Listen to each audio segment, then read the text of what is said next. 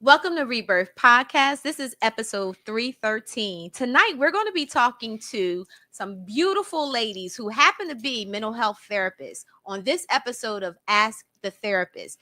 But before we get started, make sure you like, share, and subscribe to tonight's podcast. Out of the ashes we will soar to a destiny we can't ignore. Heartbeats echo through the night with every dream and endless flight. Together strong, let's break the mold. Our rebirth and stories told. It's time to renew, rebuild, restore. Unlock the dreams we've been waiting for. Rise up higher, more and more. With every breath, a new dawn's roar.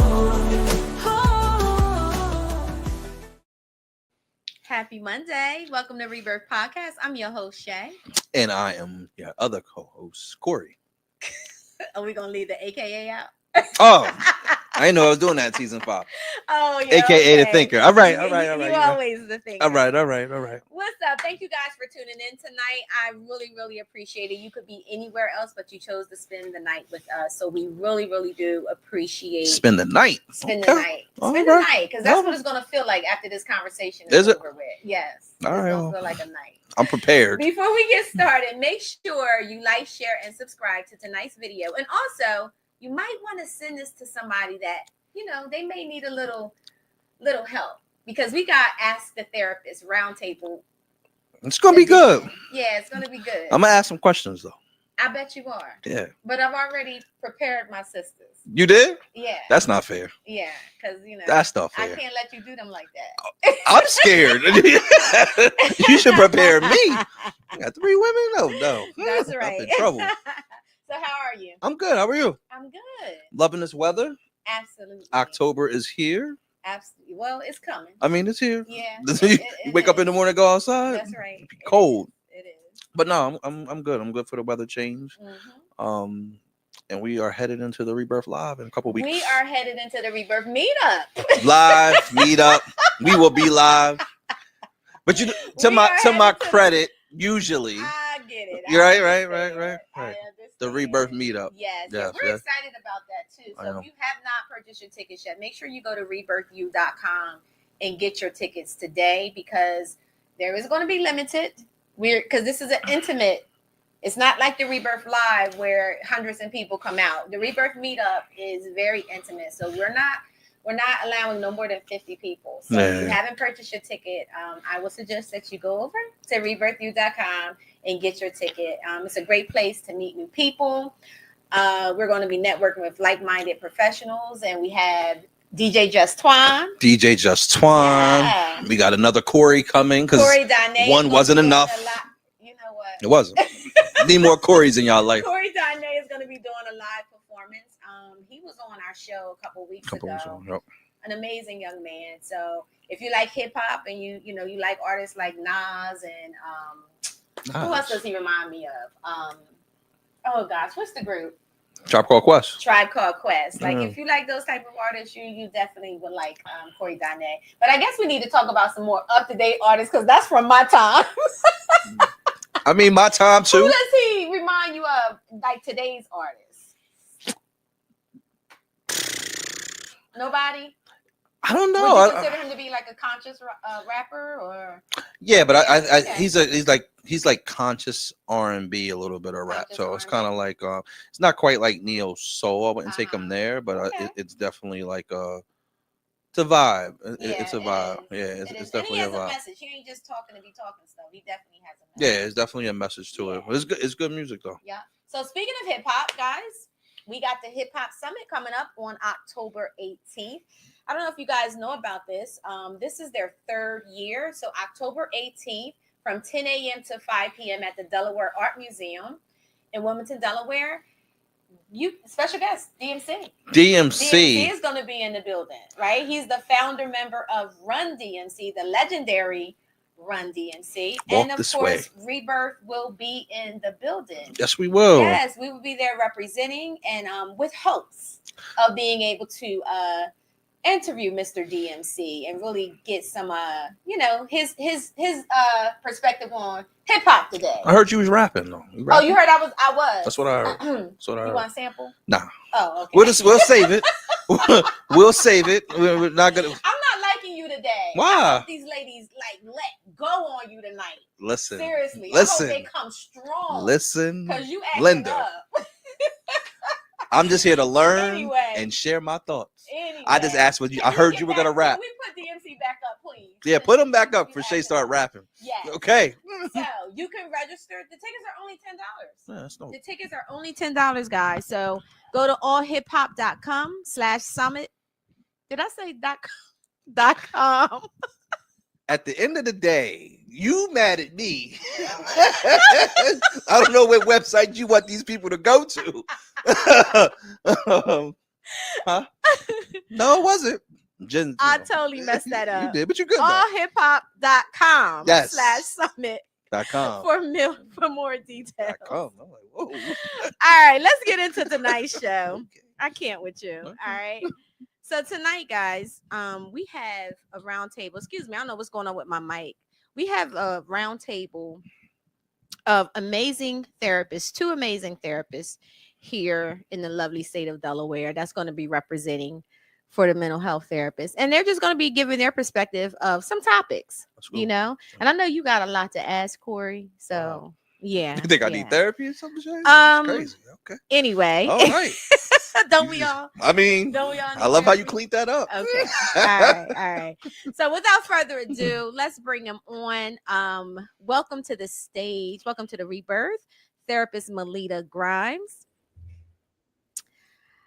and Ebony Madre. Did I say that right, Ebony? Yes, you did. Hello. Hello, ladies. How are you? Hi. Hello. Doing great. Doing great. Pretty good. I'm good.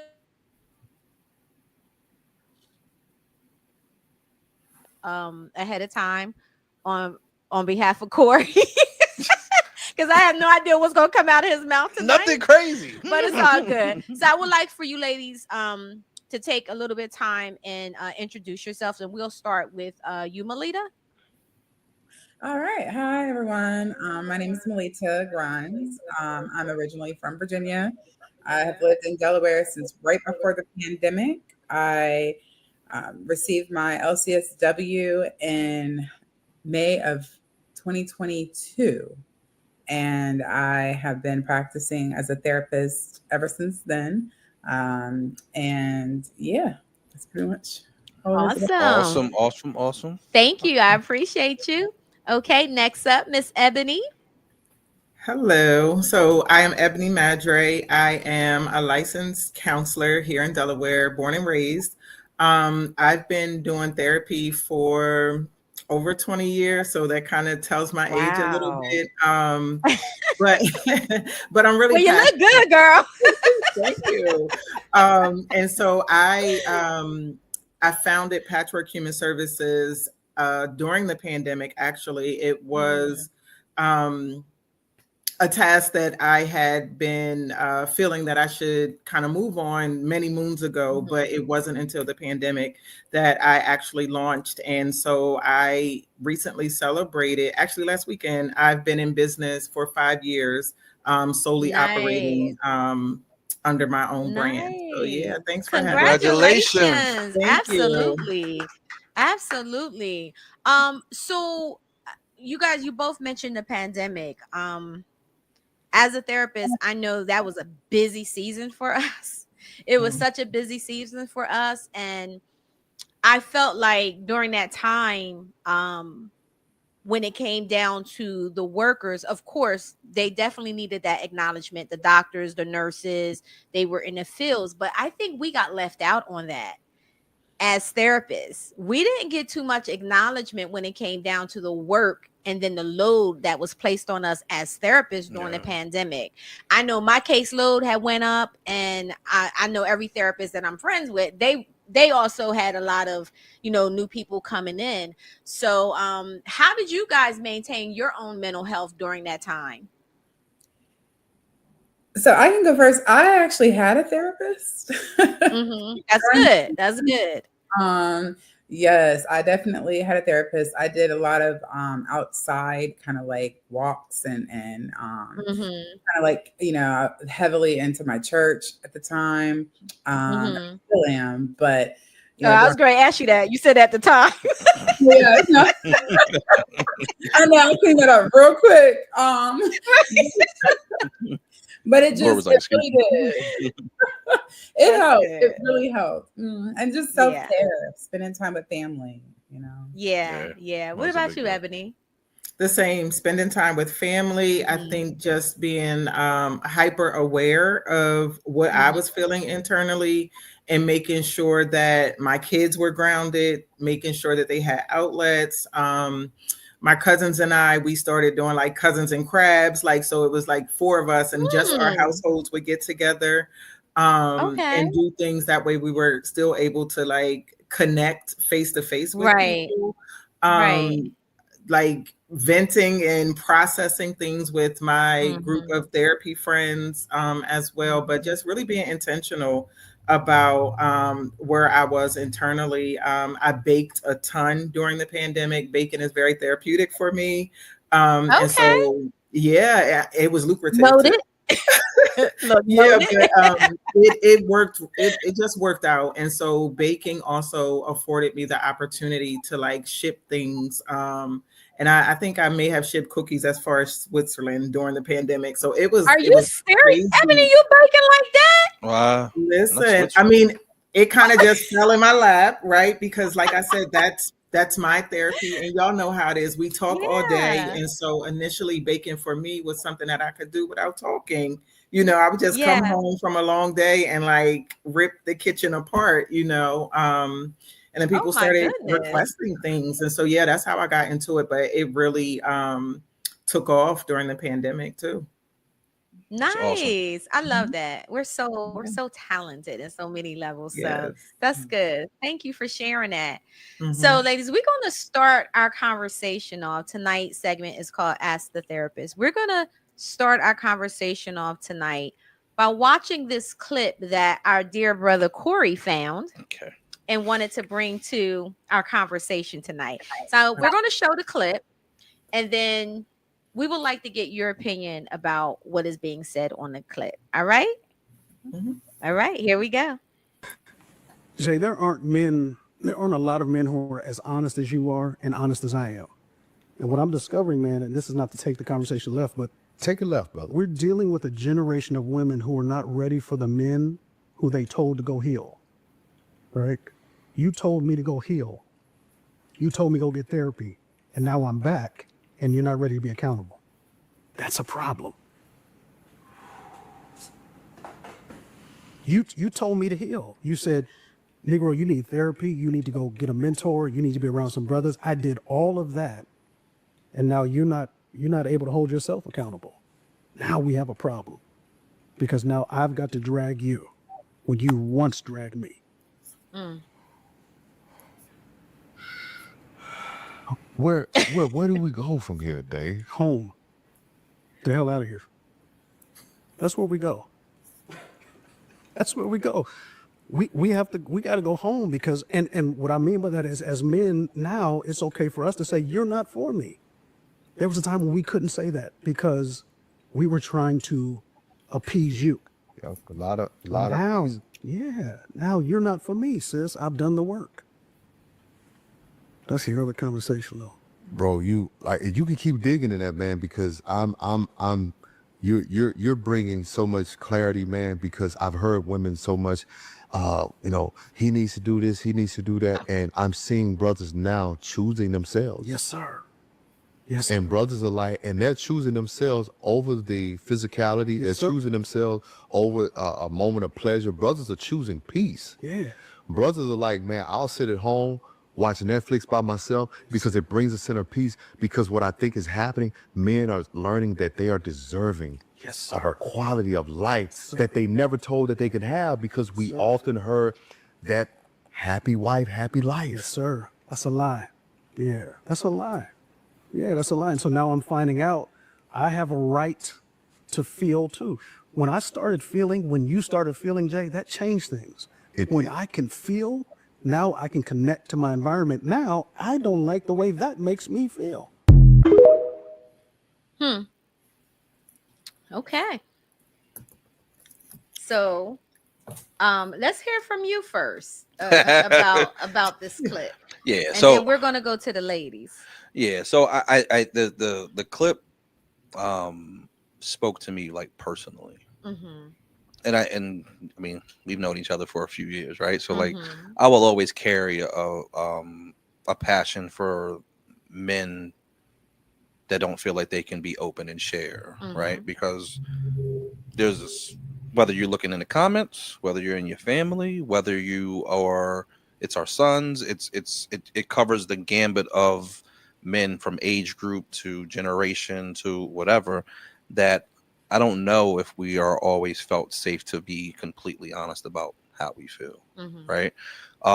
Because our brains go to so many different things, and sometimes we usually just drop back to say, all right, so how can we just respond in action? Like, a lot of us feel like, you know, we're only cared for, not necessarily cared for, our value is in what we do and what we can provide, right? So sometimes that silences the needs that we have outside of what we're providing, because sometimes we just want to put that down, right? So I've always had the passion to hear what men really feel and just dig into that, right? So when I heard this clip, I was just like, wow. And I said this like 2 years ago, there's going to be a point where men start to say, you know what, I'm good. And they start to choose themselves in a sense of saying, like, either A, I've done the work, or I choose not to initiate or be a part of. Yeah. I'm just going to sit out. Yeah. Right. I want to go to dinner by myself. I want to go and choose to go on vacation by myself. Right. And it doesn't mean that we don't get lonely. It doesn't mean we don't want companionship. We just choose to silence the noise that comes with having to be a man sometimes, because no doubt that, you know, women get tired of carrying us. So you get tired of having to be strong. Yeah. So do we. Yeah. So do we.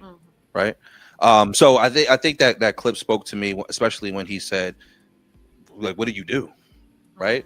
Because you could see when he gasped and was just like, yeah, brother, I don't even know what to say to that. Right. And he said, well, what do you do? Home. He said, we going home. And go home means we just gonna go sit down. Right. And see what happens and see who shows up and what shows up to the conversation. So I'm just curious that when women hear that, you all as therapists hear that, I'm sure that shows up in your office at some point, right? What do you hear when you heard what he said? What comes to mind when you heard what he said? Yeah. So I would like for the ladies to talk about what their perspective was and what they heard. But what I will say is, for me, I've always advocated for, whether it's a man or woman, to date themselves, to spend time with themselves, to take themselves on a date. I think that is so important, For sure. right? Because it's so important to understand how we receive love, how we need to be loved, right? Because a lot of people have settled for so many toxic relationships because they don't know what it feels like to be loved properly. For sure. And in order to know what it feels like to be loved properly, you have to first love yourself. Yeah. Right? So I can't tell you how to love me if I'm not loving me. Right? So whether it's man or woman, I'm big with dating yourself. Spend time with yourself, you know, especially if you're just getting out of a relationship. So let's take it to the ladies. Ebony, we'll start with you. So I guess when he first started, it kind of threw me off a little bit when he said that women aren't ready to date a healed man, or, you know, to be with healed men. I think that a lot of times when one party is doing the work and the other party is not, you know, they tend to forget. And so he kept saying, you know, there was no accountability. But what really stood out to me was, is it that there was no accountability, or is it just that the trust needs to be rebuilt? Right. Because I think that a lot of times, well, what I see a lot of times is when men do the work or when men come forth about a thing, right? They expect a woman to just move on. It's like, because I've done the work, so you should be okay with that. You told me to go to therapy. I went to therapy and now I'm here. Like, all the other stuff doesn't matter. But if there was never a conversation or any closure about those other things, it's like, how can we move past that? Right. I don't think that anybody should have to constantly be chastised for any mistakes or any discord in any relationship. But I do think it's important to, put periods on some of those issues that have come up. And so, yeah, and I do appreciate what he said about being okay as a man to outgrow people and to be able to vocalize, like, listen, this isn't for me anymore. And so, like Corey said, he's always curious about what men think as far as being able to express themselves. One of the things that I'm very, very passionate about is social emotional learning for middle schoolers. And so I work with middle school boys so that they can get that skill set early, because if they can master it in middle school, like, that's something they'll carry with them throughout life, because I do think it's important for men to be able to tap in and to tune into what they're feeling. Yes, I agree. Thank you. Thank you. Melita. Yeah, I have to agree with Ebony. When he first started, I was like, whoa, where is he going? I was like, hold up. But then as he continued, I was like, I started thinking, well, who was he before, and who was he with before? Because, we're all in the business of people changing and healing and, tapping into your true self and understanding who you are. And, I respect anyone who goes to therapy and takes that journey, because it's not easy as everyone thinks, right?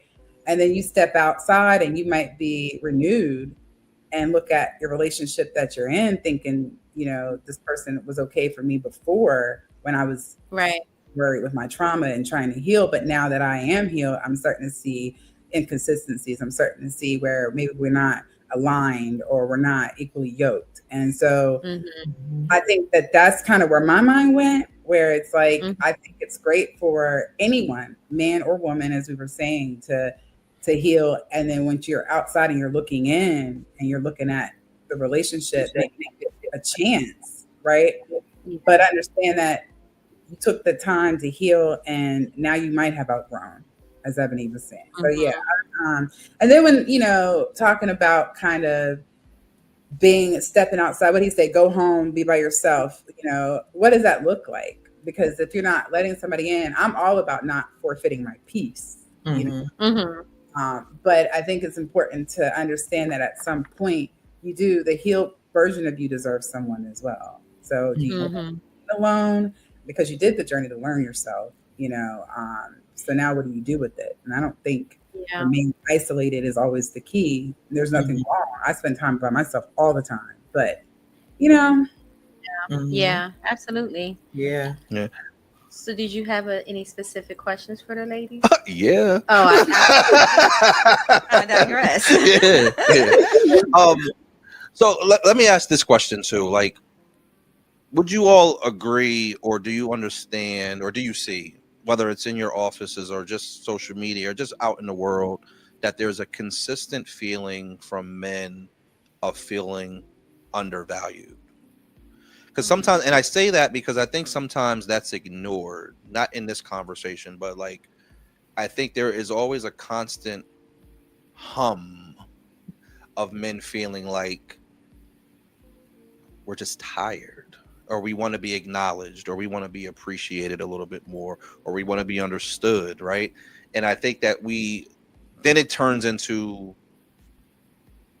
now it's men versus women, right? Because we're all fighting to be heard and understood. It's really not we're trying to fight each other. I think we want to be validated, we want to be understood, and we want to be made to feel like we're important or loved on, right? So I think, do you all see that there's a consistent feeling, and not always, but there's a consistent feeling of men feeling undervalued, regardless of relationship? It could be in your family, right?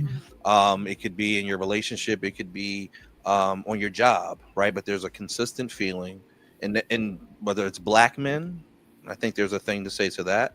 But I also recognize that this is across the board that men feel like. So I guess my question to that is, why do, and I'm saying y'all, Yeah. okay, why do y'all feel undervalued? Because that can't be put on the woman.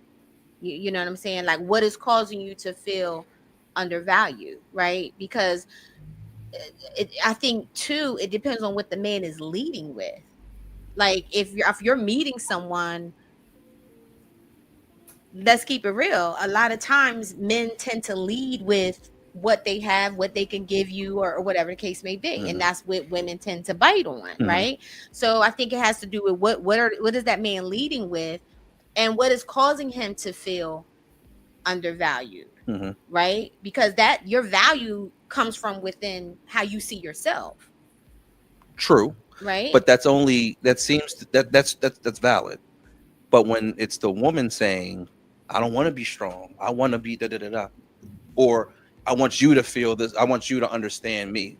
Cool. I can consistently say that I do see women that's always having to show up. Always, right? Whether you have to be the mom all the time, you have to be the decision maker like all the time, or there's just there's where women have to be all the time, right? They just can't sit down their crown and just go relax. I see that across the board. Yeah. Right. I see women always having to fight to be seen or protected or a voice. I acknowledge that. I see it.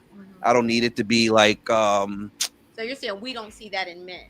That's the question. Okay. Right. So like, not that you don't see it. I want folks to acknowledge that it's a thing.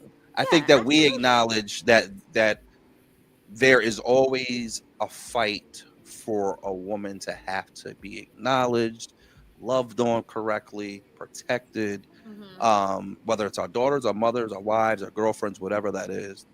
We see it. We can't ignore it. We can act like we don't see it, but as a man, especially if you're vigilant and you're paying attention, you see it. I feel like when those questions come up on the other side, there's a challenge to say, well, not to say this is what you were doing. Well, it's in you. You don't understand how you lead, and you don't show up, and it has to be this. Then now we come to the defense of saying, all right, now I got to fight this uphill battle to even be acknowledged that there's a sea of women. A sea of men or whoever. There's a constant hum of they're struggling, right? But you may not only see it until we act out. Okay, ladies, what are you thinking about with what Corey is saying? Ebony, you smiling, so we can start with you. No, I'm smiling because I understood what he was saying the first time he said it, right? And so what I was going to say is that a lot of times, even when you think about like partnering up, right? And so sometimes when it's that feeling of being undervalued, it's like really consider who you're seeking the validation from, right? They might not necessarily be on your level.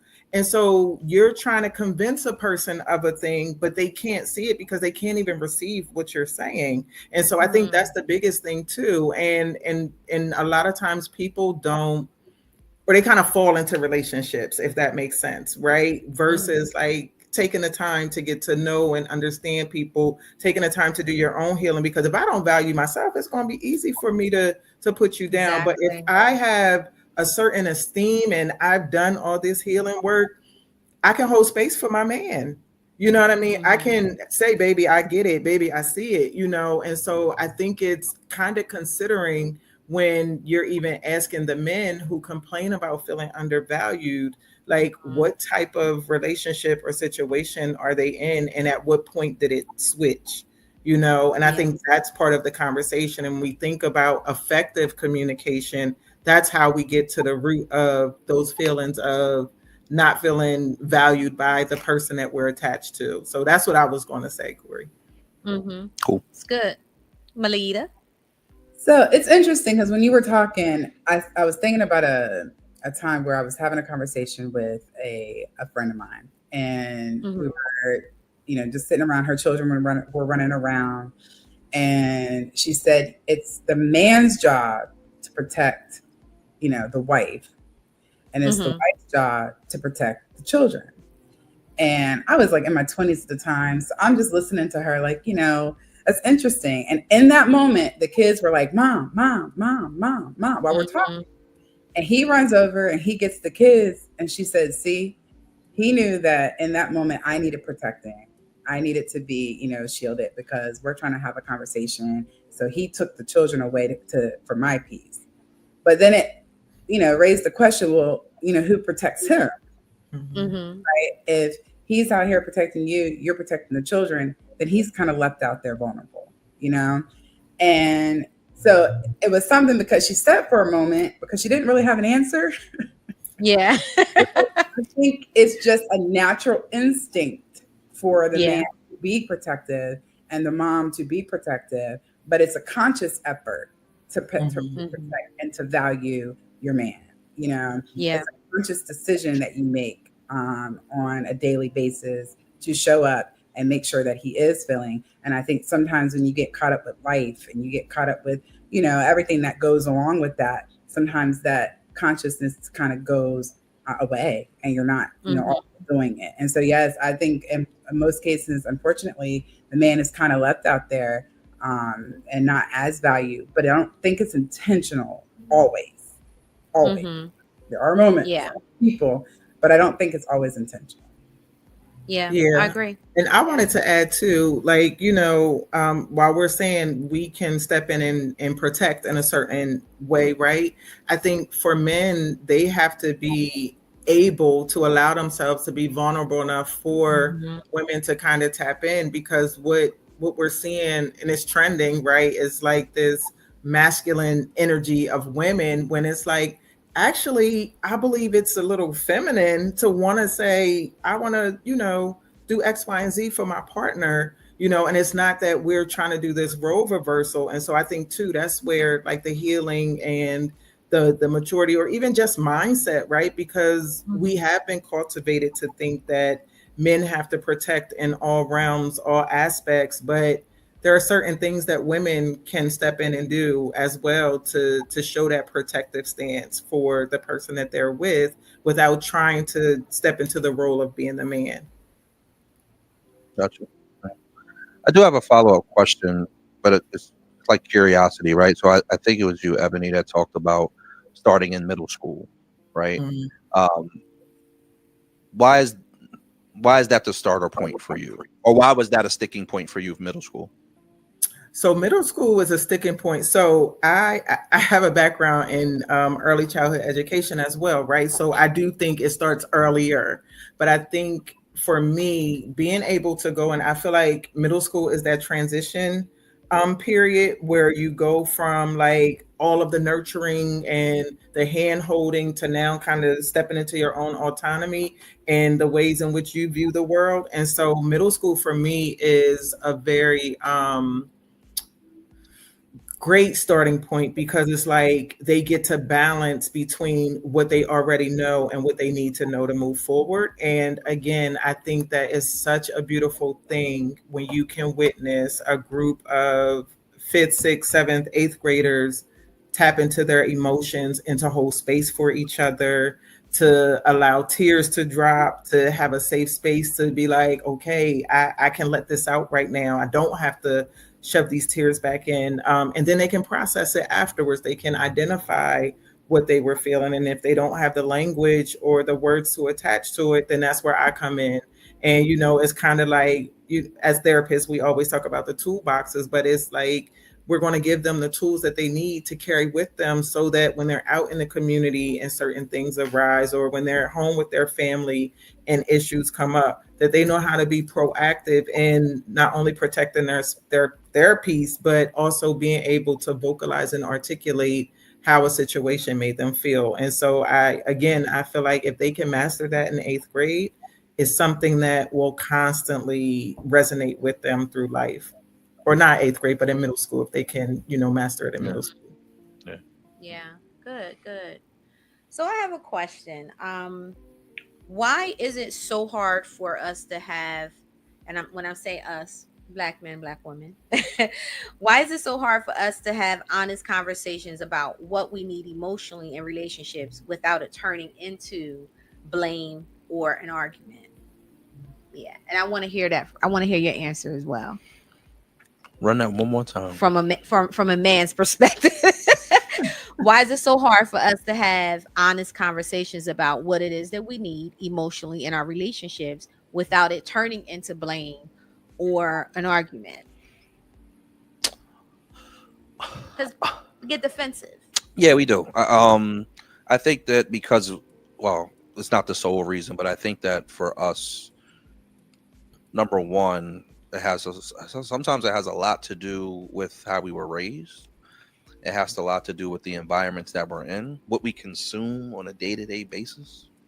I think that if we keep it out of the comments, like you look at the comment section on some of the social media stuff, horrible. Like there's no conflict resolution in there. There's nothing. Like we're taught to like attack each other, right? In the first 30 seconds of a conversation, how you talk to me is always going to potentially fuel how I respond, right? There's a lot of you statements, no I statements, right? So like sometimes I'm a big fan of setting the stage. If it has to be a conversation that we need to have, I'm a big fan of you setting the stage so I know what this conversation is going to be about, so I can settle in. Now we're gonna talk, right?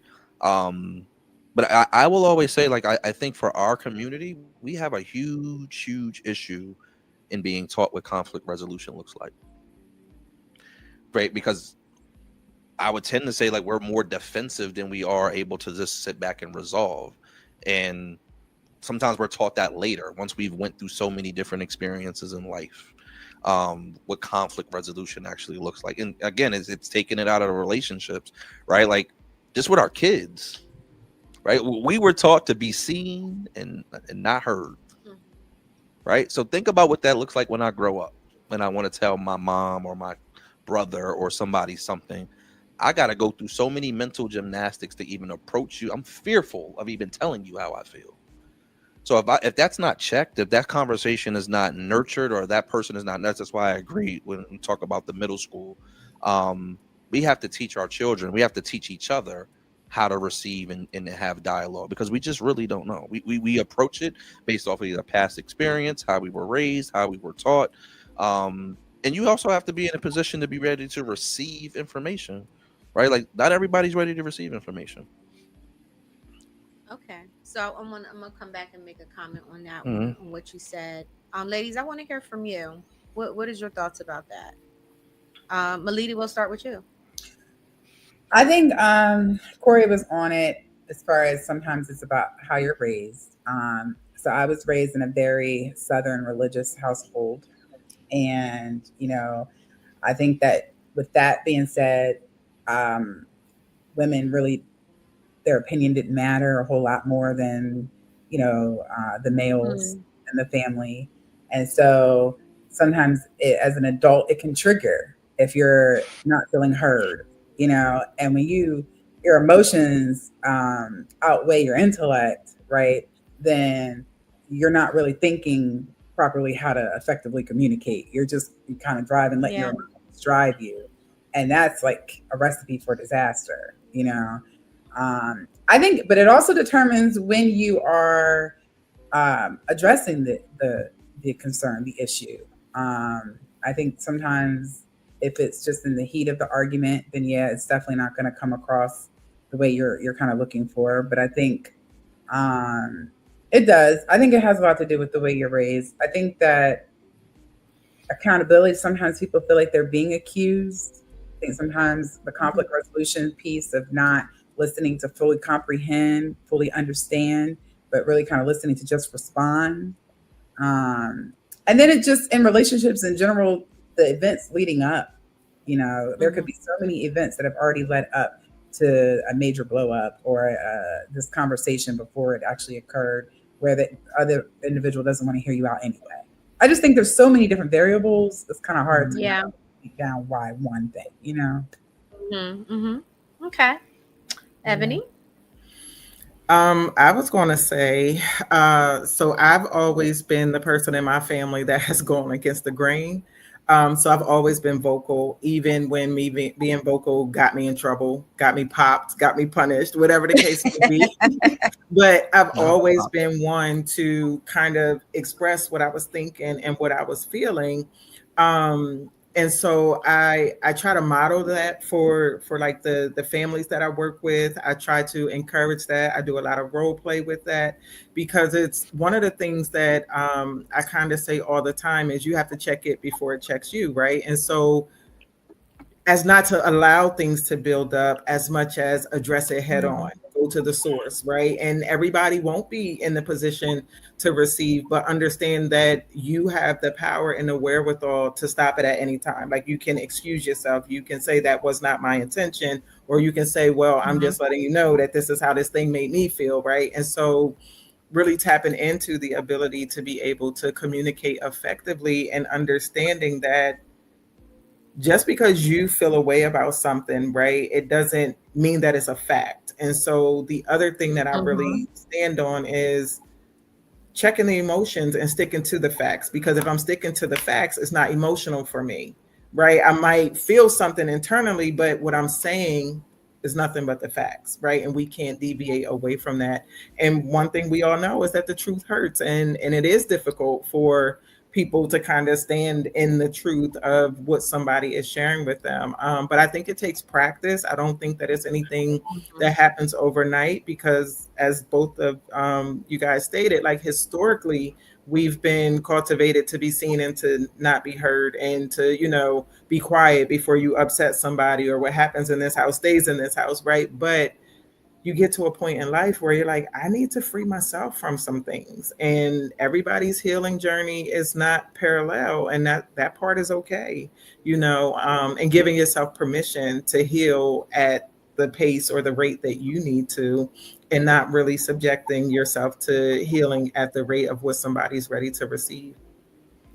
Yeah. Thank you. Thank you. When I ask this question, right, I in my mind, and I know you guys don't know what I'm thinking, but this is something that I've actually experienced before. And there was no conflict, there was no argument ahead of time, there was nothing leading up to it. It was just a conversation, just having a conversation. And I think what happens is sometimes in relationship we get so comfortable with our partners that we automatically assume that we know them, and we know exactly what they need, and we know what they need emotionally, and that we have it all together when it comes down to knowing our partners. And that's just not true, because we're constantly changing and we're constantly evolving, which we should be, right? So my 20-year-old, I can't even get it out, 20-year-old self is not the same at 53. I'm different, and what I required emotionally at 20 or 25, I may not require that at 53, right? So if I'm saying to my partner or my spouse, you know, hey, you know, I'm feeling like, and I'm saying it in a manner we're saying, you know, this is my feelings. I'm not saying that this is something that you're intentionally doing, right? What I find is that even though with sharing that information, the person that you're sharing it with automatically feels that they're doing something wrong. And although you're not coming to them in an accusatory way, you're just saying, this is what I'm feeling. I'm not saying that you're causing this, but this is just my feeling, right? Yeah. So what I'm hearing and what I'm noticing is, even in therapy, is that people have a hard time having conversations if they feel there's some needs being unmet. For sure. Yeah. Right? And then it does turn into blame, or it does turn into an argument. So something that started off so simple as an intimate conversation, now you're mad because I shared with you that I'm feeling a certain type of way. And I'm only sharing this with you because I want us to fix it. I want us to work together to fix it. Right? And when that doesn't happen, in my opinion, I feel like that causes other doors to open. because you've come to your spouse, you've talked to them, you're saying, hey, something's off, and you're not receiving that information because now you're feeling like, okay, I'm doing something wrong. So if I'm doing something wrong, then that means your needs are unmet, right? So it just goes left. Fair enough. So I've been guilty of that, right? And it's not that I've been mad about it. But if you tell me you're feeling a certain way, as a man, it's my job to fix how you feel. I'm not mad at you. I'm in conflict with myself. Because how do I get to the other side of making you feel better? That's my job, to make sure that you're okay. Because here's the thing. I've been going however long, right? Like, I've been going all week. I've been going all month, feeling like I'm doing everything right. Right? And that, when I say everything right, that sounds extreme, but everything's okay, right? As men, we're very basic. We're not like super complicated at all. Like, you good, you cooked dinner, you laughed, joked, yeah, you went to bed, but the world ain't ending. Like, we're good. And then you sit us down and say, listen, this is how I'm feeling. My brain is wired to say, how did I miss that? What did I do to make her feel like that? How do I fix it? I'm already to the how do I fix it state. And what did I do? I'm not even hearing the rest of what you said. Okay. Right? So, yeah, because of that reason, I'm in conflict. Not with you necessarily, with myself. Now, if you have felt this way since February and it's September and I don't know about it, now I'm in conflict with you too, right? But my goal is to make you feel better, make you feel okay, make you feel safe. And that's on top of whatever other responsibilities I feel like I have, because we also come to the table with a responsibility that we feel that we have, right?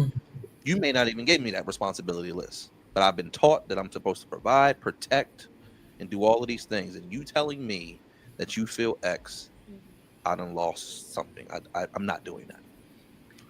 So pause for a second. So ladies, you heard what Corey said, but at some point he said, at that point, I stopped hearing everything else that you said, because in my mind, now I'm in conflict with myself. And I think that's where that's when things start to go left. All right. So what is your thoughts on that? Because that's exactly what happened. Yeah, because my first question was, like, what are you talking about? Yeah. Right? But that's not like, that's not me fighting you. I'm like, Yeah, my brain is You like, stop what is she hearing talking everything about? else I said. What are you talking about? Like, you Say, stop what are you hearing talking everything about? else I said. Right? Like, I went to this whole what? So well, I was going to say, I think it's important to seek clarity, right? Because as women, we can say things and it can be blanketed, right? And I think for men, it is important to listen, Corey. But I think like just seeking clarity, like, well, what do you mean by that? And I always tell women, because sometimes they'll come into the office and they'll say things like, oh, I've been feeling this way, or it's not enough. And I'm like, well, what is it that you want from him? What do you need him to do? And they'll be like, I don't know. Well, that's not fair to him, So I think like being able to be explicit in your needs, explicit in your thoughts and your feelings, right? Because that's the only way to gain understanding. And then for the receiving party, if you're uncertain, like to seek that clarification, like, okay, well, what do you mean by that? Or how can I fix it, right? And asking them in that way. And I think that can close the gap of, that disconnect with regards to immediately going into fix it mode. And understanding that men and women are wired differently, but I think we have to be intentional about, how do we find some common ground here? Yeah, I agree. I agree 100%. Like I echo everything that Ebony said. I think when I've seen couples, I have oftentimes actually asked them to stop and just repeat what the other person just said.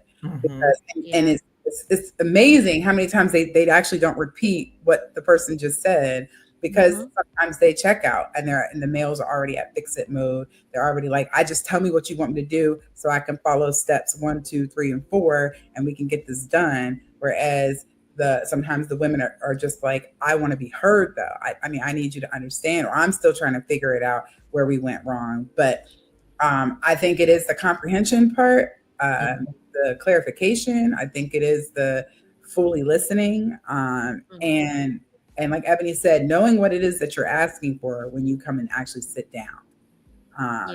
And knowing your partner enough to know, all right, I can't just go to fix it, because that's not going to be sufficient. I have to, there's steps in between there I have to take before we can get to fix it. You know? Yeah, I agree. It's perfect. I agree. And I think that there's, if you jump to fix it, I would imagine that at some point, or maybe not all times, but that's where resentment starts to seep, right? Because the resentment starts to seep in because I'm jumping to fix it.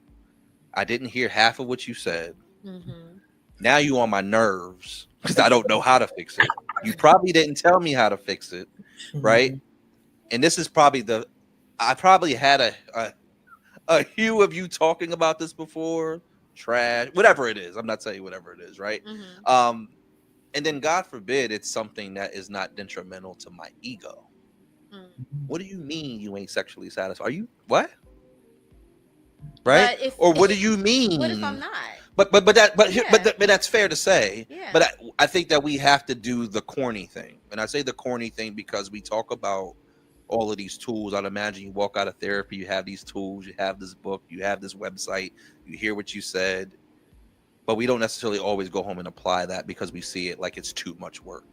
Setting the stage, giving space for your relationship to breathe. And you have to have the ability to say, well, listen, I don't know if I can meet that need. Nor do I want to. Because that's where there's a such thing as healthy conflict. It doesn't have to be back and forth, right? You have to be able to say to me, this is how I'm feeling. And I have to be able to say, I don't know how to fix that. I don't even know how to do that. But you know what? So, and it wasn't a particular topic, but since you brought up sexual needs, I wasn't even going. Because that's where the ego hits with men. We're like, what? Sexual needs up. I think that's where I would like to talk more about that in regards to that example that we just gave, right? Because I think that is where the problem comes. It depends on what it is that I'm saying. If I come to you and say, you know what, you're not helping around the house and I'm feeling unheard or whatever. Okay, you're not going to take your ego's not going to jump in there if I'm saying I'm not sexually fulfilled. Now, that's when the problem is going to be, right? But you know what, guys? Unfortunately, we're not going to get to be able to finish this. That was a crazy clip. That was crazy. Okay. On this episode. But what I would you already like for fixing you to it. do, I'm already upset. What I would like for you to do is make sure you tune in to the next episode of Ask the Therapist. We're going to have these ladies back and we're going to continue this conversation. So if you feel that this is spicy, then I hope to see you back. So ladies, thank you so much for the conversation. And we are definitely going to continue this. Corey, you good? I'm straight. Okay. All right. All right, guys. So make sure you subscribe. Make sure you like, share. If you like tonight's episode, you definitely want to tune in. But before we go, we have some news coming up. We have some things going on, and we want you to be a part of it. And as always, thank you for spending your time with the Rebirth Podcast. Until next week, have a blessed night. Excited to announce the Rebirth Meetup is coming in October 25th from 6:30 to 9:30 p.m. Come out and hang out with like-minded people, networking, turning conversations into connection. Music is being provided by DJ Just Juan. And also we have a live performance by Corey Dane. Make sure you go to rebirthu.com today and secure your ticket. I hope to see you there. Hello, I'm Shay from Rebirth U LLC. Did you know that research shows that the average person makes 35,000 decisions every single day? No wonder by the end of the day you feel mentally drained. I know sometimes I do. That's called decision fatigue. It's when your brain gets so overloaded from too many choices, big or small. So some of the signs that you might be dealing with is struggling to make even simple choices like what to eat or what to wear. Feeling mentally exhausted by the end of your day. Perhaps you're procrastinating or avoiding decisions altogether. Or you could be defaulting to choices you later regret just to get it over with. The good news is you don't have to stay stuck in that cycle. Join me October 2nd at 7 p.m. where I'll be sharing practical strategies to help you combat decision fatigue and regain your mental energy. Go to rebirthyou.com to register now. I'll meet you there.